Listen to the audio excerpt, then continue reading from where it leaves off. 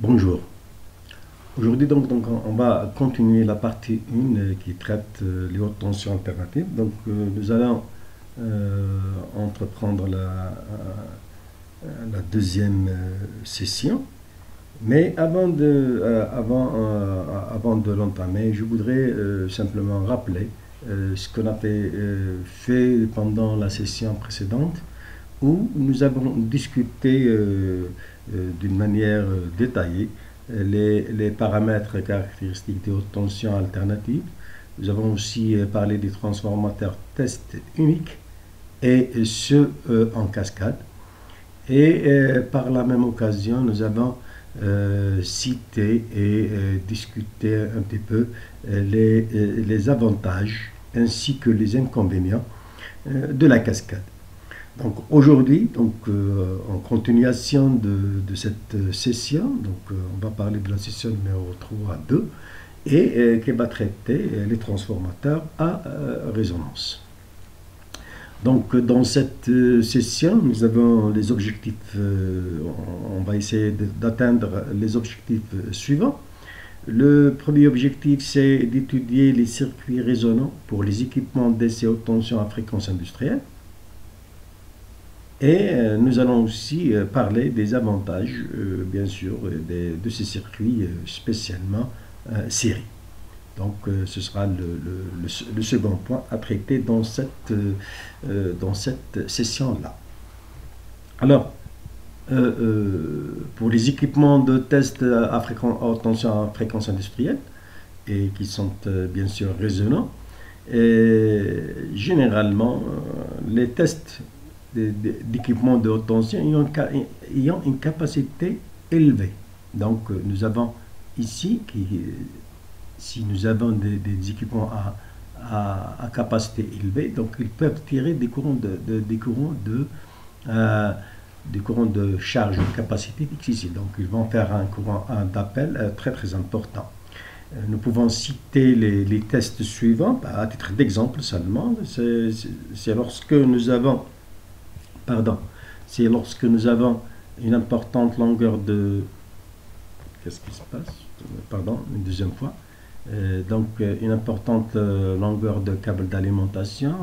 C'est lorsque aussi on fait des tests sur des condensateurs de puissance ou encore sur des systèmes à isolation gazeuse. Et là, ce sont quelques exemples où on a affaire à des tests d'équipement haute tension qui ont une capacité élevée. Alors, la nécessité de cet équipement, quand est-ce qu'elle est apparue? Elle est apparue en particulier dans l'industrie du câble. Donc, la première fois où cette nécessité est apparue, c'était dans l'industrie du câble, donc dans la construction des câbles électriques. Alors, les constructeurs de câbles ont été confrontés à un problème de résonance. Donc, à un problème de résonance avec le transformateur de test.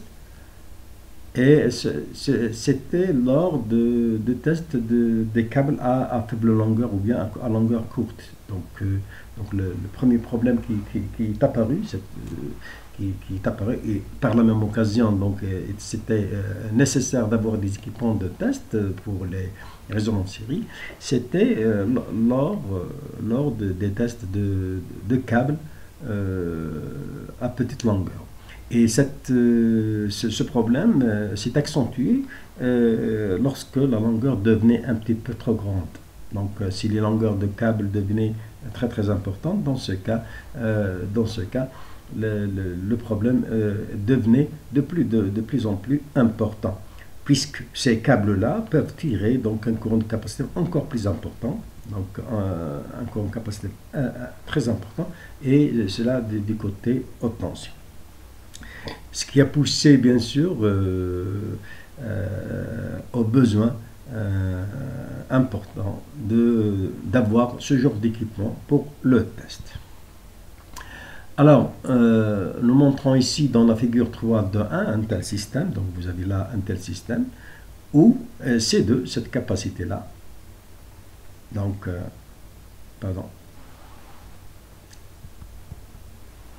la capacité C2, cette capacité C2, elle représente quoi? Elle représente la capacité de l'objet à tester. Donc C2, c'est la capacité à tester. Donc, et nous avons ici une réactance réglable, variable si vous voulez, qui est réglée pour, bien sûr, pour essayer de correspondre à l'impédance de charge capacitive. Et la puissance capacitive peut être complètement compensée. Donc si on arrive à régler l'inductance de ce réacteur pour qu'elle puisse correspondre, bien sûr, à l'impédance de la charge, donc si on arrive en faisant ce réglage pour correspondre à l'impédance de cette charge, donc nous avons donc la puissance capacitive, elle sera complètement compensée. Donc ce schéma, c'est un schéma de circuit équivalent, est un schéma résonant série à faibles amortissements. Donc nous n'avons pas beaucoup d'amortissement et c'est pour cela qu'on arrive à une puissance qui est compensée d'une manière complète, donc d'une manière parfaite si vous voulez. Alors la tension de sortie de ce...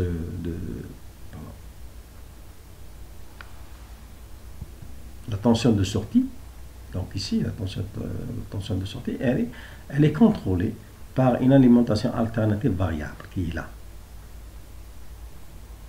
Donc une tension alternative variable. Bien sûr, c'est-à-dire un transformateur régulateur. C'est un transformateur régulateur qui est là.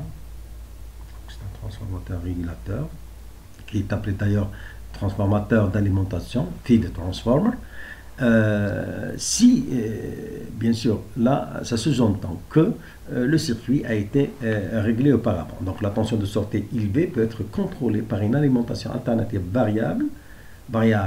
Donc, ce transformateur d'alimentation-là, ce transformateur d'alimentation qui est là, ce transformateur d'alimentation, il permet de régler la tension de sortie.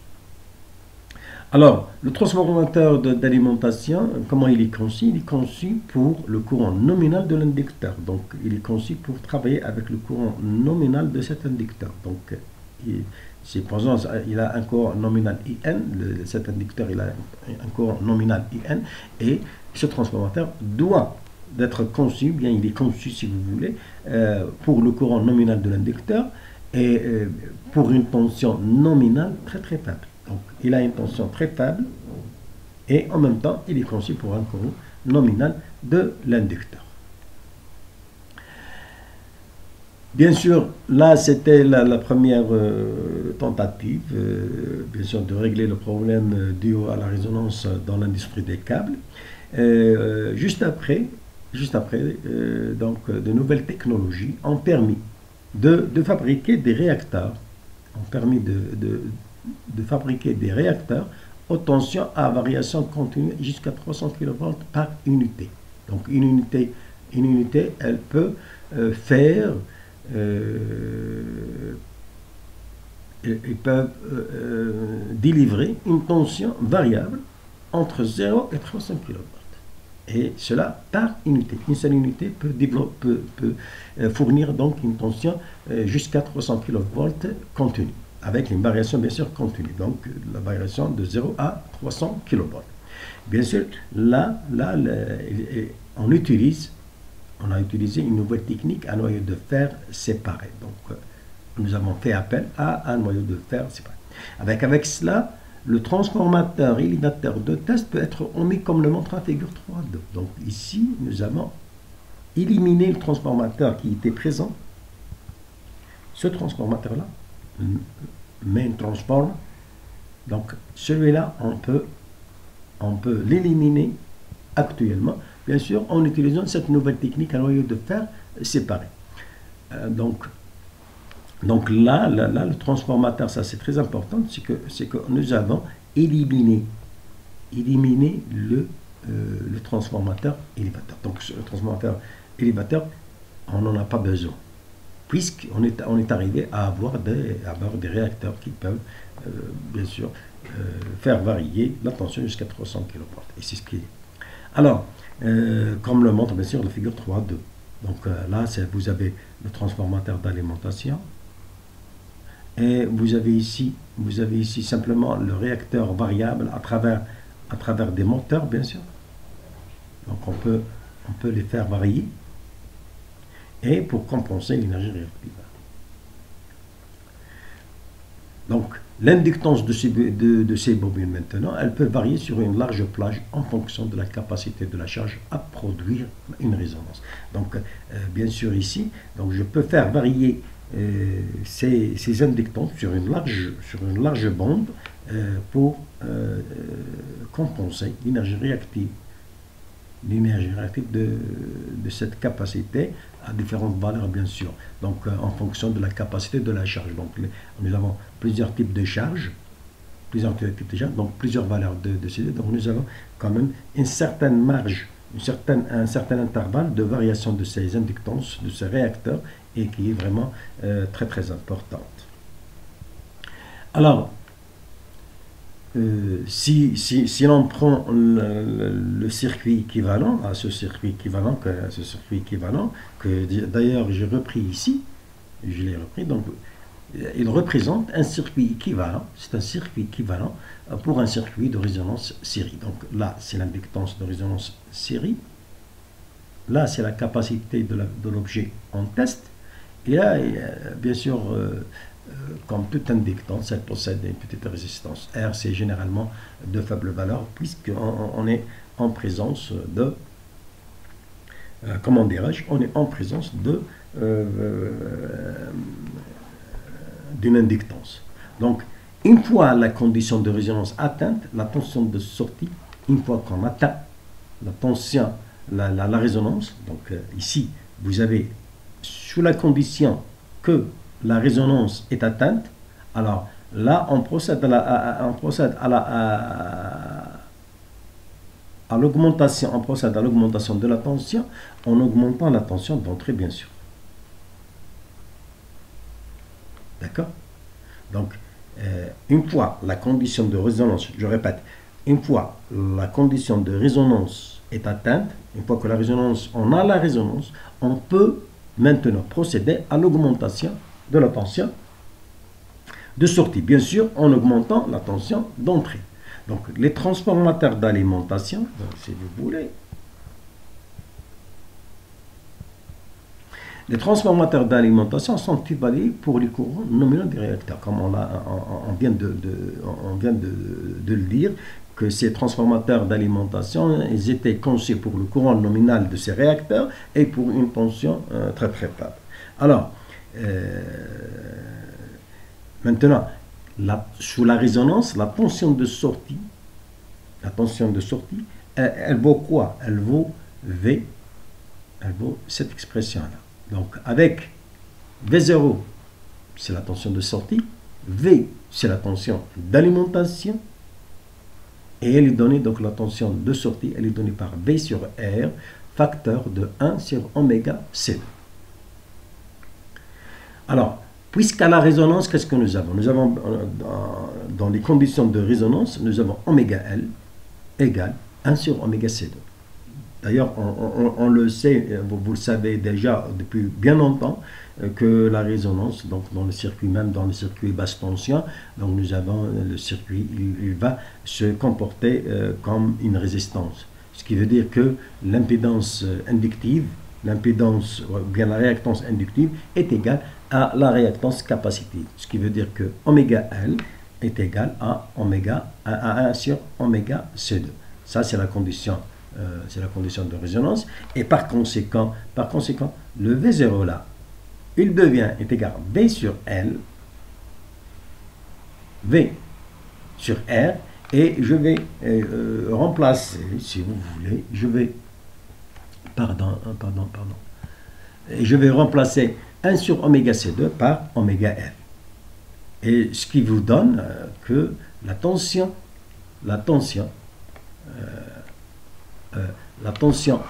de sortie V0, ce n'est autre que le produit de V par oméga L divisé par R.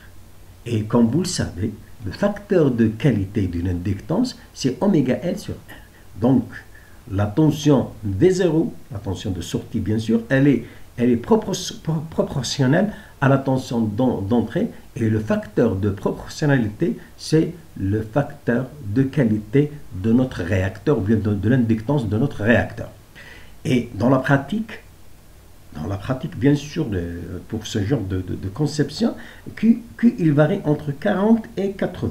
Donc, généralement, on conçoit des inductances dont le facteur de qualité se range entre 40 et 80. Il est généralement supérieur à 40 et il est généralement peut-être inférieur ou égal à 80. De sorte que, si l'on prend Q est égal à 40, cela veut dire que la tension de sortie est 40 fois supérieure à la tension d'alimentation. Donc, si la tension d'alimentation est égale à 2 volts, alors de l'autre côté, nous avons combien? 80 volts. Si nous avons 2 kV, nous avons 80 kV. Donc, la tension de sortie est 40 fois supérieure à la tension d'entrée. Cela signifie quoi? Cela signifie également que les besoins en puissance réactive de la capacité de charge en kVA sont 40 fois la puissance à fournir. Donc, nous avons une puissance à fournir. Nous n'avons pas besoin de fournir beaucoup de puissance. On fournira simplement 1 sur 40 fois que 1 sur 40. Donc, ce qui est fourni par rapport à la puissance, demandée par la charge. Donc, la puissance des besoins en puissance réactive de la capacité de charge, ce sont 40 fois la puissance à fournir par le transformateur d'alimentation en kilowatts. Donc, cela signifie quoi? Cela signifie que la puissance nominale relativement faible pour le transformateur d'alimentation. Donc, nous n'avons pas de besoin d'un transformateur qu'avec une puissance nominale vraiment très grande. Non, nous avons besoin d'un transformateur d'alimentation qui est de faible puissance et d'autant plus que de faible tension. Mais il est conçu pour le courant nominal de notre réacteur. Ce qui est vraiment très très important comme résultat. Alors, ce qui nous amène à terminer cette session en évaluant un petit peu, en discutant un petit peu la dernière section de cette session-là, c'est de parler un petit peu des avantages des circuits résonants en série. Donc, ces avantages-là, ils se résument en ces points. Le premier avantage, donc on vient de le discuter, c'est que nous avons les besoins en puissance en kilowatts des circuits d'alimentation sont simplement, c'est les kVA sur Q.